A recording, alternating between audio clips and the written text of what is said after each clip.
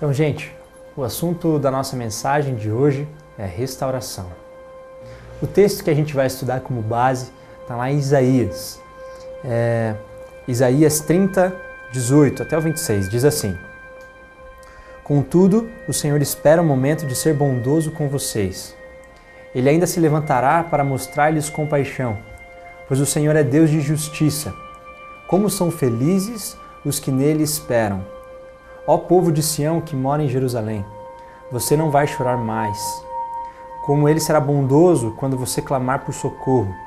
Assim que ele ouvir, lhe responderá.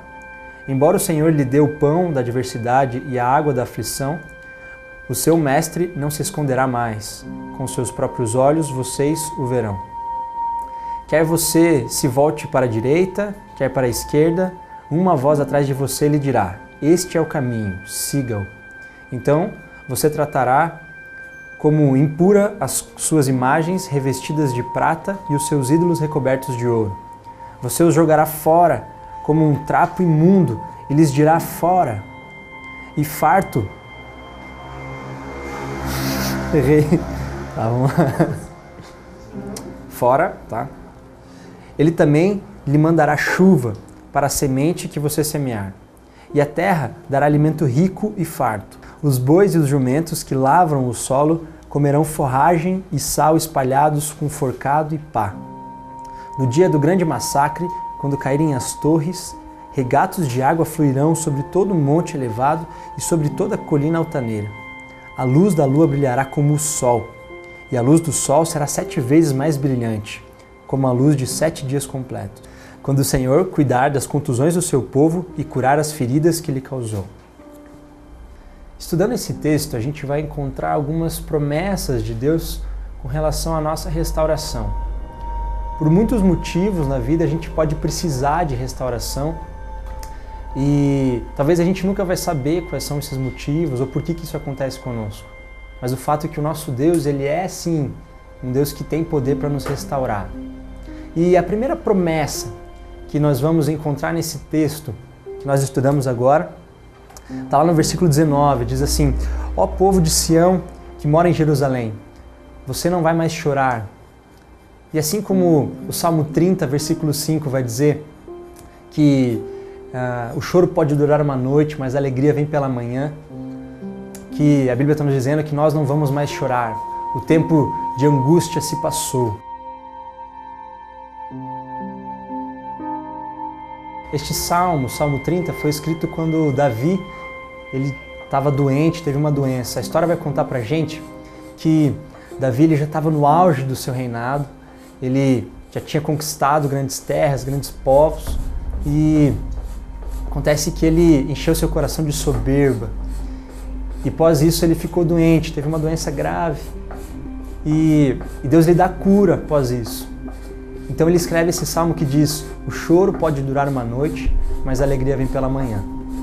Eu não sei qual que é o motivo do seu choro, por que você chora, mas eu posso olhar para a minha vida e dizer que muitas vezes o choro fez parte dela. Eu lembro que para mim o maior motivo do meu choro é o meu sentimento de incapacidade. Eu tenho um irmão mais velho e perto desse irmão mais velho é difícil você se sentir maior ou melhor, porque ele é um cara muito bom de coração, ele é um cara que é muito excelente naquilo que ele faz.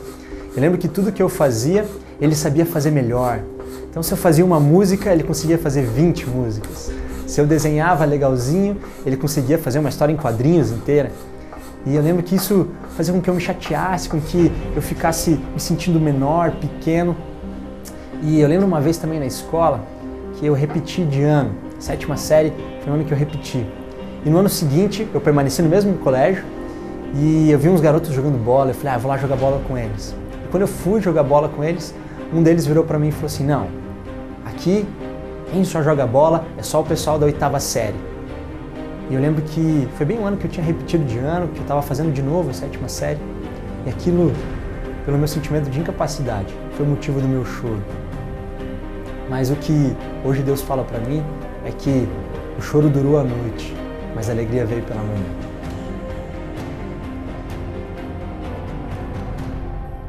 A segunda promessa relacionada à restauração que a gente encontra nesse texto Está lá no versículo 18 que diz assim: bem-aventurado aqueles que esperam. Salmos 39, 7 vai dizer assim: agora, pois, Senhor, que espero eu? A minha esperança está em Ti. A segunda promessa de Deus que a gente encontra é isso: aqueles que esperam no Senhor serão bem-aventurados, serão felizes. Esperar em Deus nem sempre é algo fácil. No início deste ano, eu tive com a minha avó e eu vi o cumprimento de uma promessa feita há muitos anos atrás, ela sendo cumprida hoje, nesse tempo, nesse ano de 2012. Nem sempre esperar é algo fácil. No início deste ano, de 2012, eu presenciei o cumprimento de uma promessa feita há muito tempo atrás. Eu fui entregar o meu convite de casamento para minha avó.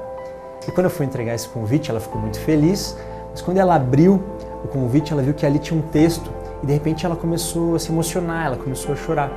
E ela falou: filho, espera aqui, eu tenho uma coisa para buscar lá dentro. E ela entrou no quarto dela, ela voltou com uma Bíblia bem velha assim, já sem capa, e um texto grifado. E esse texto era Jeremias 32. Eu vou ler ele para você entender um pouquinho. Diz assim: eles serão o meu povo e eu serei o seu Deus. Darei a eles um só pensamento, uma só conduta, para que me temam durante toda a sua vida, para o seu próprio bem e o bem de seus filhos e dos filhos dos seus filhos. Farei com eles uma aliança permanente. Jamais deixarei de fazer o bem a eles e farei com que me temam de coração, para que jamais se desviem de mim. Terei alegria em fazer-lhes o bem e os plantarei firmemente nesta terra de todo o meu coração e de toda a minha alma. Sim, é o que eu farei. Esse texto está lá em Jeremias 32 e esse foi o texto que eu e minha esposa escolhemos para colocar no nosso convite de casamento. E quando esse texto foi dado para minha avó, ele foi dado no ano de 1982 e foi o texto em que me fez a minha avó permanecer acreditando na conversão de toda a nossa família. E nesse texto falava sobre os filhos dos filhos, que tudo lhe irão bem.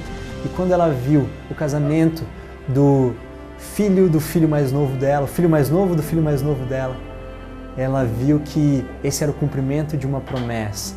Nem sempre esperar é fácil, mas é recompensante, pois bem-aventurados aqueles que esperam no Senhor. Terceira e última promessa relacionada à restauração que a gente encontra nesse texto, está lá no versículo 22 e vai dizer assim: no dia que o Senhor ligar a quebradura do seu povo, no dia que o Senhor curar a chaga da sua ferida.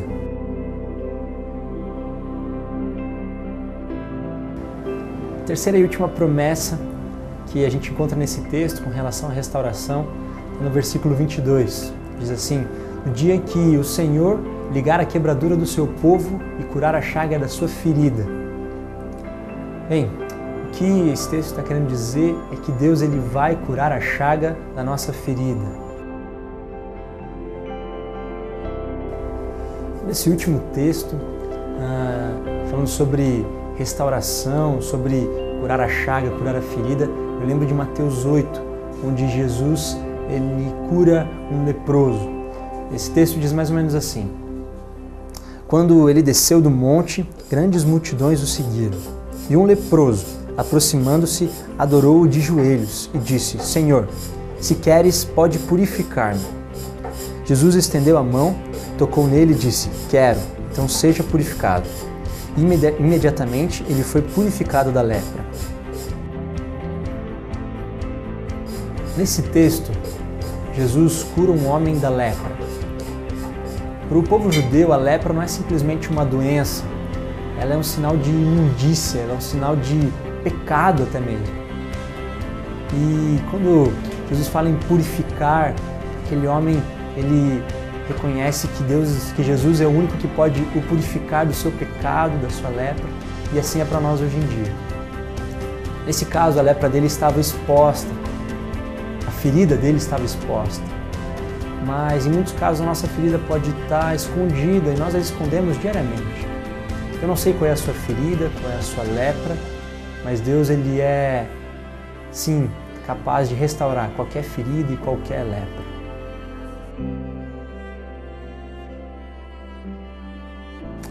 Sabe, eu não sei qual que é o motivo do teu choro, o porquê que você espera, ou o que é a sua ferida, a sua chaga. Mas eu sei que o nosso Deus, o Deus em que a gente adora, o Deus que a gente contempla, Ele é capaz de curar qualquer coisa, Ele é capaz de restaurar qualquer coisa. Assim como a gente está em um ateliê de um luthier, onde pega instrumentos, onde se encontram muitas vezes sem conserto, ou como madeiras que qualquer um de nós jogaríamos fora, ou poderíamos dizer que não serve para mais nada,